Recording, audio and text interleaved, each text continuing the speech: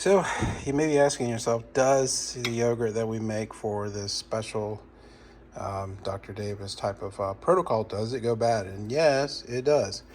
Um, you're not putting any preservatives in it like most of the yogurt makers. It's really clean, normal yogurt. So this is about a few weeks. I would say this is probably 2.5 weeks. So obviously there's mold and issues going on in here, stuff growing in here that I certainly would not want to eat. This one doesn't really have anything, but I think it's past that point. It's been a few weeks, so don't want to roll the dice. Better to make fresh yogurt than to try to salvage something in here, because the whole point is that you want to make yourself better. You don't want to make yourself sick. So this obviously needs to be tossed. I mean, it happens, right? So don't try to salvage anything like this. Just don't. It's not good for you. I would say at the most, give yourself maybe a week and a half, 2 weeks at the very most for your yogurt that you make.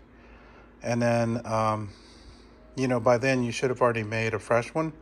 If you're eating it every day or every other day, or if your family's involved, then you're probably making it once a week. So there's nothing I can do, nothing I would safely do with any of this at all other than it go into the bin. So just, remember, you are making medicine to make yourself better. You're not making medicine to make yourself sick. So when things go bad like this, absolutely throw them out. Do not eat this stuff. Don't take the chance, okay? Y'all take care. See you around.